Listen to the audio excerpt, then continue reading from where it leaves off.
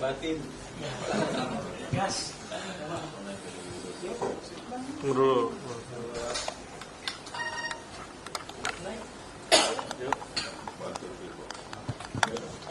Oke, selamat siang semuanya teman-teman media.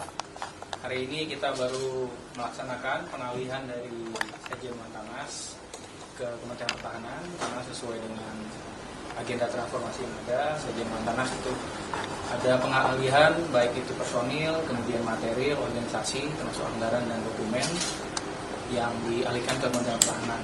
Jadi memang Bapak Menhan dalam hal ini Wakil menerima langsung dari Sekjen Wantanas. Dan ini menjadi implementasi dari Perpres 202 tentang pengalihan Sekjen Wantanas ke Dewan Pertahanan Nasional. Yang memang Dewan Pertahanan Nasional adalah amanah dari Undang-Undang Nomor 3 Tahun 2002 tentang Pertahanan Negara yang langsung diketuai oleh Presiden dan dalam kesehariannya itu diketuai oleh Bapak Menhan.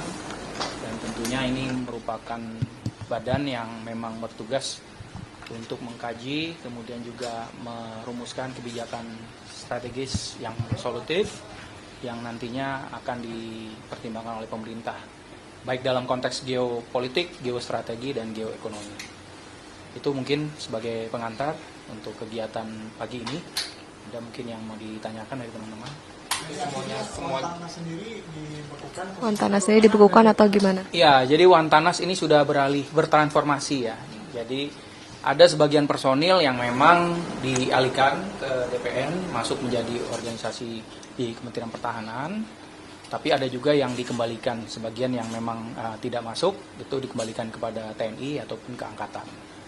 Dan memang secara organisasi, makanya dalam proses pengalihan dokumen, kita juga melibatkan Arsip Nasional Republik Indonesia, sehingga transisi ini bisa berjalan dan dokumentasinya tercatat dengan baik, termasuk juga untuk pengalihan anggaran.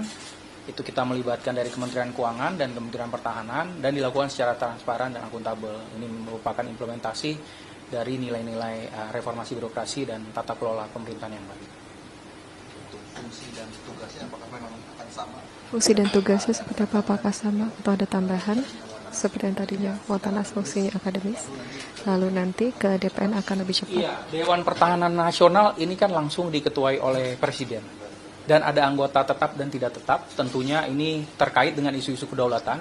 Ketika kita bicara isu kedaulatan kan bukan hanya kedaulatan secara fisik, teritori, tapi juga ada kedaulatan-kedaulatan dalam dimensi yang memang lebih kompleks, baik itu ideologi, politik, ekonomi, sosial budaya, sampai dengan pertahanan dan keamanan. Tentunya pada saat rapat kemudian mengambil keputusan terhadap mungkin masalah yang dihadapi terkait dengan kedaulatan tersebut, itu akan lebih konkret karena melibatkan stakeholder terkait. Dan tentunya ketika kedaulatan itu beririsan dengan aspek yang lain, sebagai contoh ekonomi atau sosial budaya, tentunya nanti akan ada kementerian lembaga yang menjadi focal point di situ yang sesuai dengan sektor dan ekspertisnya.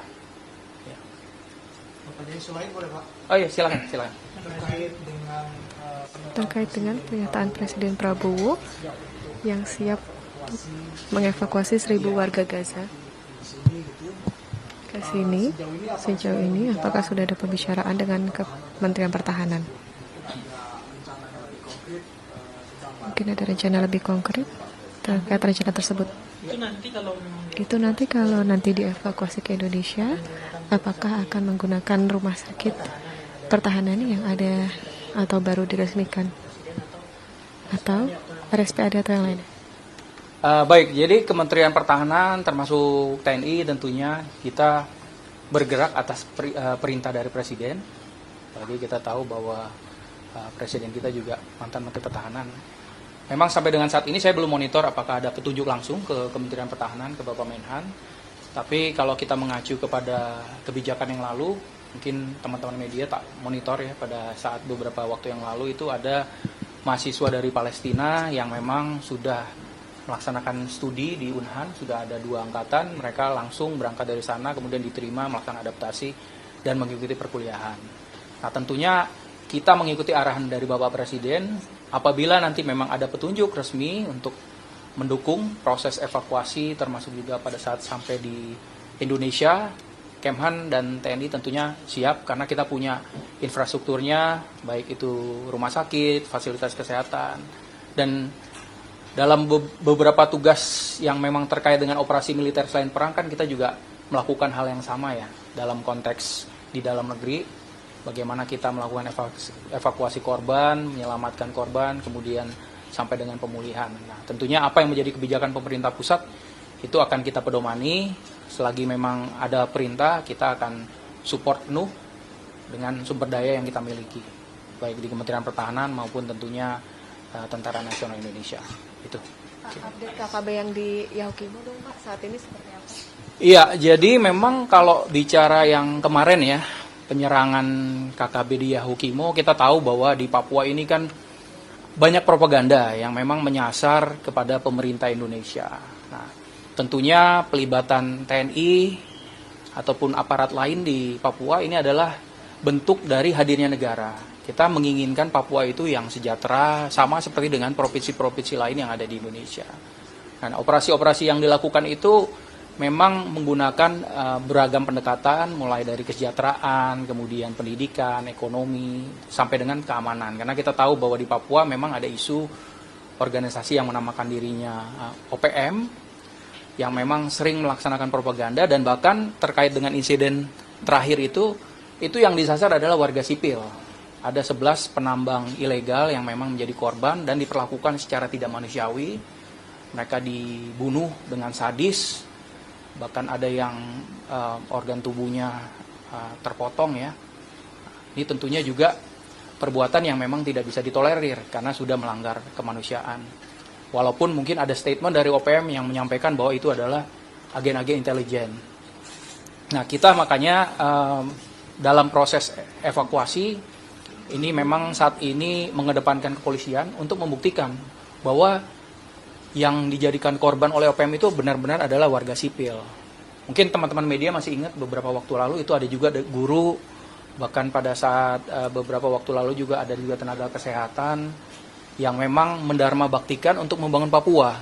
Tapi memang susah ketika ada organisasi yang punya ideologi, ingin mungkin memerdekakan diri dan mungkin punya agen tertentu, akhirnya memukul rata sampai warga sipil pun dibilang sebagai agen intelijen, dan ini tidak benar. Makanya saya klarifikasi, apa yang dilakukan OPM di Yahukimo itu sangat tidak berperi kemanusiaan dan menyasar warga sipil. Jadi propaganda yang dilakukan dengan menyebutkan bahwa itu adalah agen intelijen dari TNI itu sama sekali tidak benar.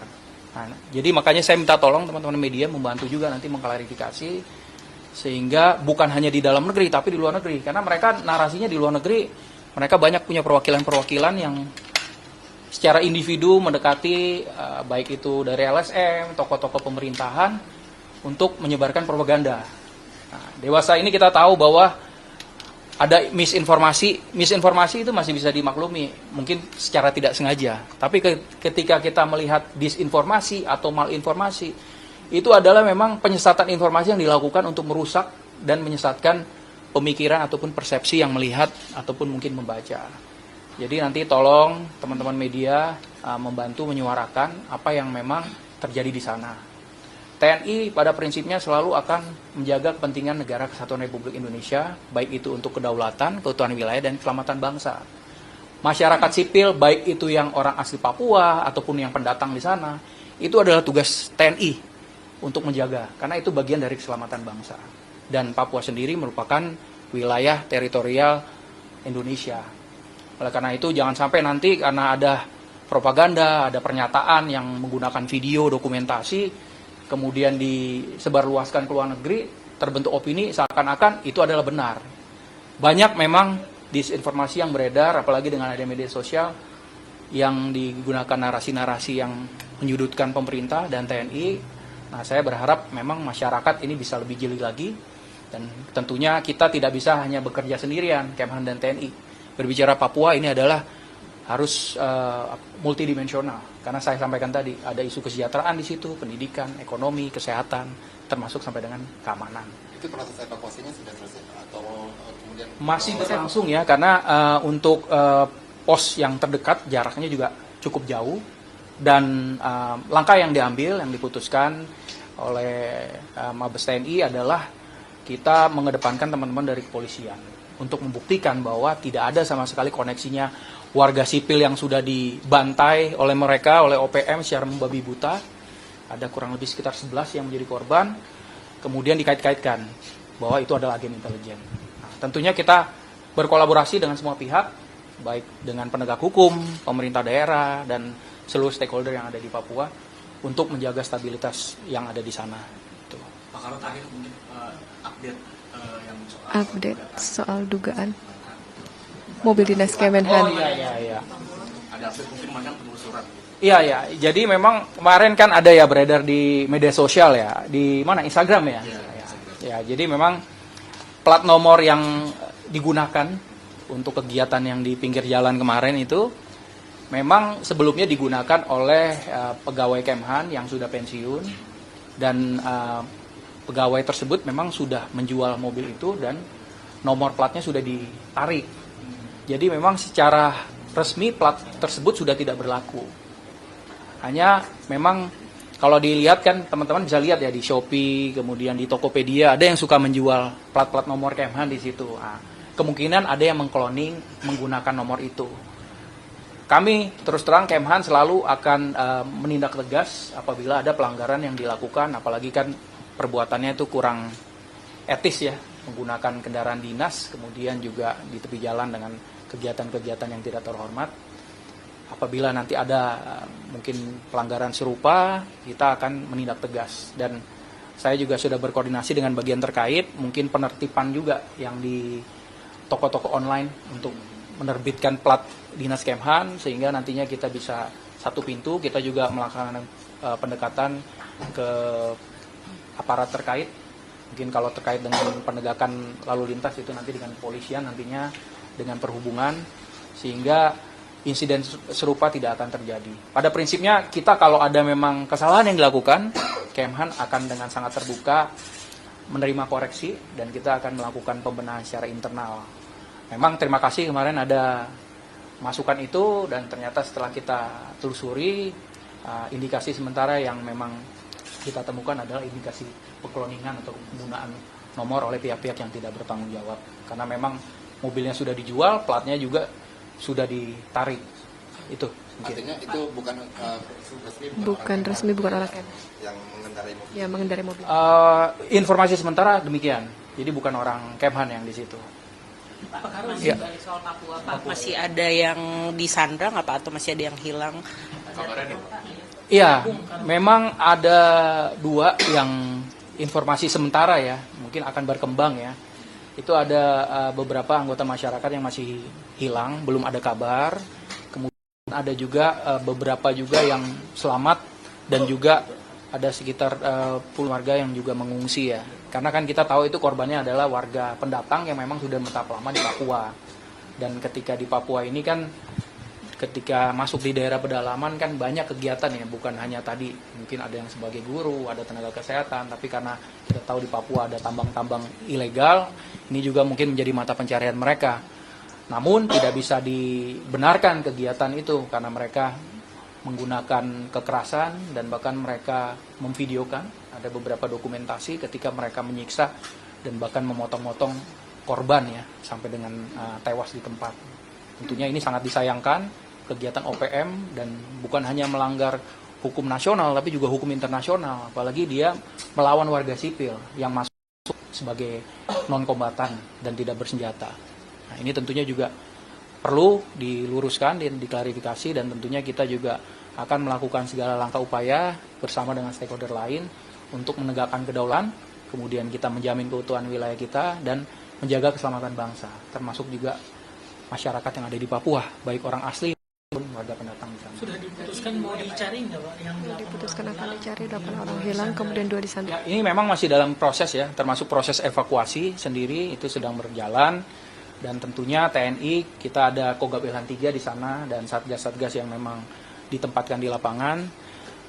Tentunya nanti kita juga akan melaksanakan kegiatan untuk pengejaran, namun untuk evakuasi saat ini kita mengedepankan dari aparat penegak hukum untuk membuktikan bahwa tidak ada sama sekali kaitannya dengan apa yang dipropagandakan, yang disampaikan oleh OPM bahwa itu adalah agen intelijen dari TNI. Ini tentunya sangat ironis. Mereka mencoba membuat persepsi yang menyesatkan dan bahkan sampai ke luar negeri. Kalau dilihat dari statementnya dari beberapa media luar negeri juga sudah ada yang menyuarakan. Makanya siang ini saya berharap teman-teman media ini nantinya pun juga bisa menyuarakan secara objektif sehingga faktanya itu tidak kabur oleh statement-statement dari OPM. Untuk numbernya berarti 2 still missing sama 8 11 kan yang meninggal ya. Yang hilang sementara itu ada 2, kemudian yang tertangkap saya lupa jumlahnya berapa, tapi masih dalam proses ya. Ini elaborasi dong Pak, itu yang penyerangan itu penyebabnya apakah mereka ingin menguasai tambang itu dan apakah tambang itu ilegal Ya, atau bagaimana? memang saat ini yang kita terima informasinya tambang ilegal. Tambang ilegal itu di Papua itu tentunya yang ilegal itu ada yang dikelola oleh warga lokal, dalam arti orang asli Papua ataupun warga pendatang. Nah, tentunya wajar ketika bersaing, tapi kalau sesama pengelola tambang ilegal, tentunya mereka tidak akan sampai seperti membabi buta. Nah, kalau ini kan memang narasi yang dipakai, mereka ingin membuat narasi seakan-akan itu adalah agen intelijennya TNI. Dan mereka memukul rata. Semua yang mendekat kepada mereka, mereka selalu istilahnya paranoid bahwa itu adalah ini pasti agen intelijen TNI ini. Jadi ada hubungan pendulang emas ilegal. Dan itu kan sudah dilakukan juga kemarin ya. Mereka guru pun yang memang notabene untuk masyarakat lokal di sana. Kemudian ada nakes yang sampai bahkan waktu itu kan sampai diperkosa kemudian dibunuh. Padahal mereka sehari-hari membantu masyarakat di sana. Berarti Tapi bukan menguasai ya? Bukan menguasai. Tidak, itu memang satu praktek ekonomi yang ya walaupun ilegal dilakukan oleh beberapa pendatang maupun orang asli Papua sendiri karena ada sumber daya di sana. Nah, tentunya kejadian ini juga tidak bisa istilahnya dimaafkan ya, apalagi sampai dengan mereka mempropagandakan bahwa ini adalah agen intelijen dari TNI. Ini terus terang menyesatkan dan perlu saya klarifikasi. Ini harus diluruskan. Tindakan OPM itu sudah biadab dan di luar perikemanusiaan. Pak, ini kan serangannya belakangan mulai naik lagi ya, Iya. Pak ya. Apakah TNI akan mengubah approach-nya Pak? Jadi mungkin lebih agresif, lalu ada penambahan task force di sana gitu Pak? Ya, untuk saat ini memang kita menggunakan pendekatan bukan hanya pada aspek keamanan. Dalam arti ada TNI yang memang menggunakan operasi militer, dalam arti mengejar OPM yang gerakan bersenjata. Ada juga tapi satgas-satgas yang memang melakukan pendekatan kepada masyarakat termasuk dari stakeholder lain karena kita tahu bicara Papua ini kan kompleks ya. Jadi bukan hanya sekedar isu keamanan tapi ada ekonomi. Belum lagi keberagaman di Papua sendiri cukup tinggi. Ketika kita bicara di Papua ada pendatang dan orang asli Papua. Orang asli Papua pun sendiri mereka membuat dikotomi antara Papua pesisir dan Papua pegunungan. Papua pegunungan pun ada suku-suku yang merasa tidak sama satu dengan lainnya. Nah, tentunya ini menjadi tugas dan tanggung jawab kita bersama. Tidak bisa hanya dari sisi TNI saja, tapi kita juga bekerja sama sesuai dengan arahan pemerintah, melibatkan stakeholder lain. Dan bahkan di beberapa waktu lalu, mungkin kalau dilihat kan di eranya Pak Jokowi, itu langsung wapres kan yang di lapangan berkunjung. Nah, tentunya sekarang pemerintah di bawah kepemimpinan Presiden Prabowo juga akan menggunakan pendekatan serupa, bukan hanya keamanannya, tapi memperhatikan juga aspek-aspek lain, khususnya kesejahteraan. Pak, izin kembali soal mobil, apakah dari pengguna mobil itu akan disanksi atau ditindaklanjuti oleh Kemhan karena dia melakukan cloning plat mobilnya? Sampai saat ini yang menggunakan cloning itu kita belum ketemu ya. Karena kalau untuk yang pemilik nomornya itu kan dia sudah pensiun dan kendaraannya sudah dijual. Nah, tentunya kalau dia sudah tidak berhubungan dengan kita tidak bisa memberikan sanksi kepada yang bersangkutan. Nah, nanti kita mungkin tentu akan berkoordinasi dengan aparat penegak hukum. Kalau memang nanti bisa kita identifikasi dan kita tangkap, akan ada sanksi yang kita berikan. Gitu. Kalau misalnya dari internal Kemhan, tentunya kan ada sanksi administrasi, kemudian juga ada sanksi-sanksi tambahan lain sesuai dengan keputusan pimpinan. Nah, saya tidak bisa memutuskan karena itu kan ada proses ya. Sama seperti ketika mungkin di sipil, apakah nanti itu adalah anggota militer atau itu adalah pegawai negeri sipil, tentunya ada mekanisme yang memang harus dilalui sehingga nanti juga tidak menyalahi aturan. Berarti benar ya ada peristiwa ya Pak? Peristiwa Yang mobil plat dinas itu Pak? plat dinasnya betul, itu plat dinas Kemhan, tapi plat itu sudah tidak digunakan lagi. Nah, kemungkinan tadi ada cloning ataupun mungkin duplikasi oleh pihak-pihak yang tidak bertanggung jawab. Ya karena kan di Shopee sama di Tokopedia itu bisa dibeli tuh, harganya 800.000 sampai 1,3 juta. Kalau yang bikin-bikin gaun Nah, makanya itu rencana kita akan menertibkan. Tadi saya juga sudah sempat diskusi juga dengan pejabat terkait di internal Kemhan, sehingga kita akan mencoba melakukan penertiban agar tidak terjadi insiden-insiden seperti ini. Karena seringkali yang digunakan mungkin beberapa waktu lalu itu juga banyak juga mungkin teman-teman lihat kemarin juga ada beredar ya kendaraan plat polisi dengan plat sipil itu. Nah, itu juga kita nggak tahu benar apa enggak. Tapi memang budaya masyarakat kita kan barangkali mungkin untuk kepentingan tertentu mereka menggunakan cara-cara yang tidak sesuai aturan untuk mendapatkan nomor itu. Bisa jadi mungkin untuk dimudahkan dalam lalu lintas. Nah, kita kalau menemukan itu kita tidak akan tolerir, kita akan tindak tegas. Itu ya. Siapa? Terima kasih.